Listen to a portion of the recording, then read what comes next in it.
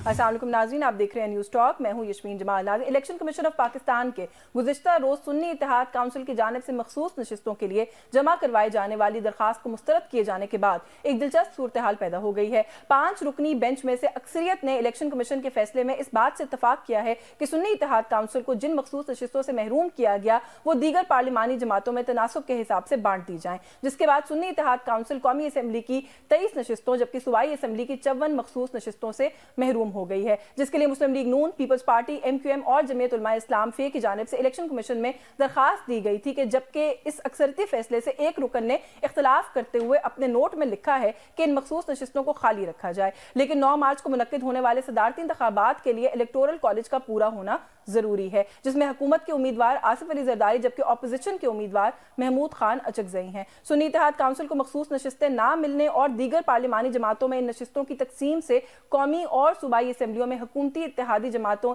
की अददी अक्सरियत मजीद मजबूत हो जाएगी। कौमी असम्बली की 23 मखसूस नशिस्तों में से मुस्लिम लीग नून को मजीद 14 मखसूस नशिस्तें मिलने का इम्कान है, जबकि पीपल्स पार्टी के हिस्से में 3 मखसूस नशिस्तें आएंगी, जिसके बाद लग ऐसा रहा है कि इत्तेहादी हुकूमत ईवान में 2/3 अक्सरियत हासिल करने में कामयाब हो जाएगी। सबसे ज्यादा दिलचस्प सूरत हाल खैबर पख्तूनख्वा असेंबली की है, जहां ऑपोजिशन की कुल नशिस्तें 20 हैं जबकि मखसूस नशिस्तों की तादाद 23 हो गई है, यानी ऑपोजिशन को अपनी तादाद से ज्यादा मखसूस नशिस्तें हासिल होंगी और सुन्नी इत्तेहाद काउंसिल को जिस सूबे में अक्सरियत हासिल है वहां एक तगड़ी ऑपोजिशन वजूद में आ जाएगी, जो कि अभी ना होने के बराबर है। सदारती इंतखाबात के हवाले से मखसूस नशिस्तों की अहमियत इसलिए भी ज्यादा है क्योंकि जमीयत उलमा इस्लाम फे ने सदारती इंतखाबात के बाइकॉट का ऐलान कर रखा है, जबकि अहम हुकूमती इत्तेहादी MQM ने ताहाल आसिफ अली जरदारी को सदारत का वोट डालने का फैसला नहीं किया है। ऐसी सूरत हाल में इत्तेहादी हुकूमत और अपोजिशन के दरमियान नंबर गेम इंतहाई दिलचस्प सूरत हाल इख्तियार कर गई है। तो कुछ बात करेंगे प्रोग्राम के इस हिस्से में सबसे पहले कि जो नशिस्तें हिस्से में आ गई हैं दीगर सियासी जमातों की, क्या सियासी जमातों को इसके ऊपर किस तरीके से रिएक्ट करना चाहिए, क्योंकि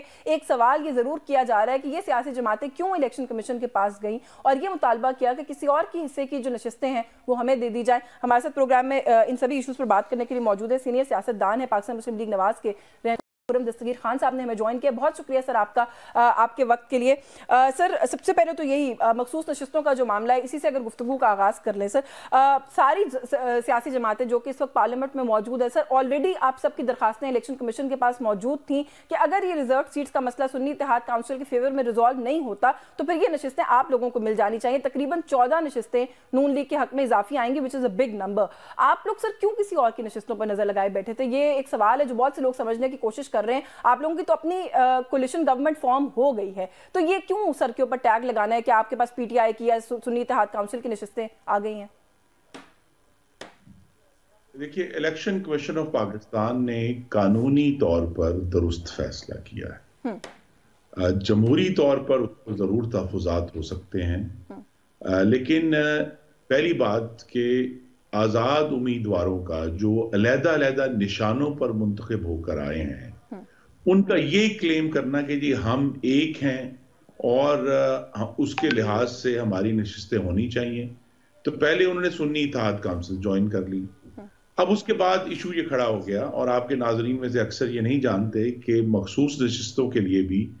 उसी तरह कागजात नामजदगी दाखिल किए जाते हैं जिस तरह जो इंतखाब लड़ने वाले हैं उनकी भी उसी तरह स्क्रूटनी होती है, पूरा प्रोसेस होता है रिजेक्शन का और एक्सेप्ट किया जाता है। तो अब एक ऐसा मामला है, पहले तो ये है कि अगर इतनी बड़ी तादाद में आजाद उम्मीदवारान एक जमात की वाबस्तगी इख्तियार कर लें तो क्या उन्हें सीटें देनी है? कानून में ये कहीं नहीं लिखा, तो ये भी खाली जगह थी। उसके बाद ये सवाल कि जनाब जहां कोई लिस्ट मौजूद ही नहीं है, बस अगर सुन्नी इत्तेहाद के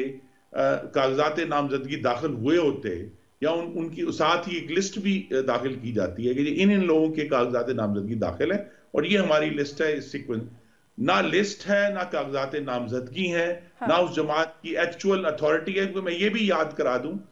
कि जो सुन्नी इत्तेहाद काउंसिल के वाहिद जो शख्स कामयाब हुए थे वो भी आजाद उम्मीदवार थे, तो लिहाजा ये अजीबोगरीब सूरत हाल अच्छा, ये जो आजाद उम्मीदवार वाला आपने पूरा सिनेरियो बताया बिल्कुल दुरुस्त है सर, लेकिन जो आयरनी है इस सारे मामले के अंदर वो पता है क्या है, वो ये है कि इलेक्शन कमीशन ने अपना ही एक फैसला, जिसमें माजी में बाप को बिल्कुल एग्जैक्टली सिमिलर सिचुएशन के अंदर एक मखसूस नशिस्त अलॉट की थी एक सूबाई असेंबली के अंदर, याद नहीं है। उन्होंने कल पाकिस्तान तहरीक इंसाफ के सुन्नी इत्तेहाद काउंसिल के जो वकील हैं उनसे सवाल किया कि आप वो फैसला लाके हमें दिखा देंगे, यानी अपना ही फैसला वो किसी और से मांग रहे थे। उस वकील ने कहा जी कि वो इस वक्त मेरे पास नहीं है, तो उन्होंने कहा बस ठीक है, फिर इसके बाद कोई बात आगे नहीं बढ़ सकती। ये प्रेसिडेंट एग्जिस्ट करता है सर, ये पहले एग्जैक्टली सिमिलर सिचुएशन के अंदर बाप को एक नशिस्त मिल चुकी है।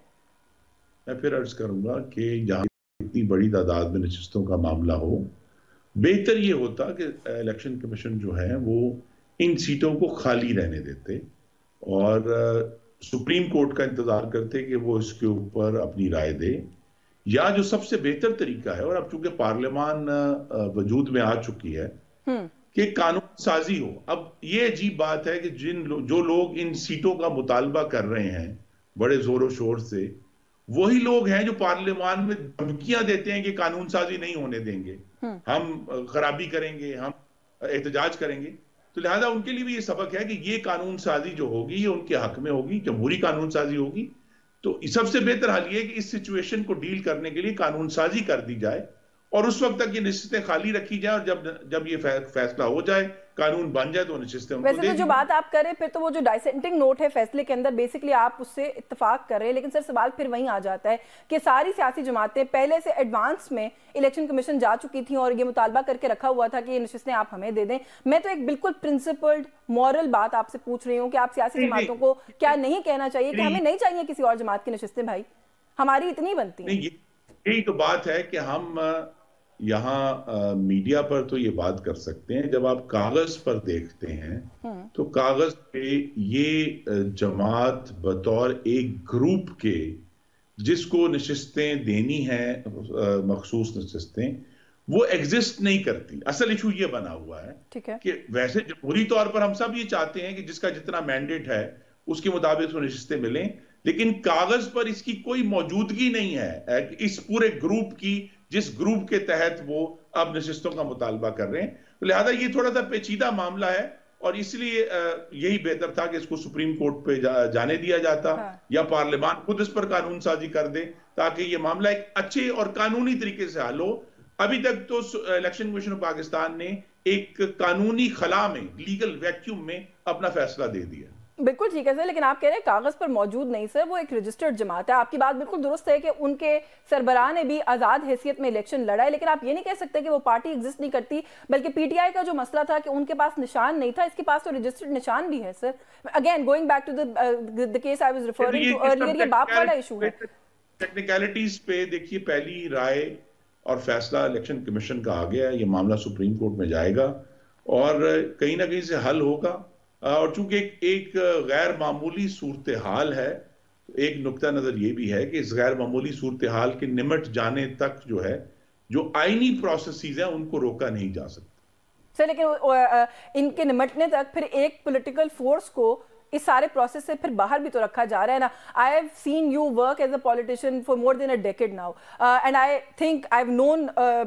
No this for a fact कि you are a democrat. Sir, आपने 2-3 दफा अभी अपने गुफ्तगू के अंदर कहा कि वो एक ग्रुप, वो आज़ाद लड़कर आए, एक पार्टी में चले गए, एक ग्रुप बन गए। आप अपने दिल से इस बात पर यकीन रखते हैं और बिलीव करते हैं इस बात के अंदर कि वो एक ग्रुप है आज़ाद स्कैटर्ड लोगों का जो अब इकट्ठा हुआ है, या उनको फोर्स किया गया कि वो इस तरह की स्ट्रैटेजीज ढूंढें और अडॉप्ट करें? देखिए, ये तो फिर हम सब की अपनी अपनी जाती राय है। मैं इसीलिए आपसे आपकी राय ही पूछ रही हूँ इसके ऊपर। मैं अपनी जाती राय दे सकता हूँ कि मेरे ख्याल में तो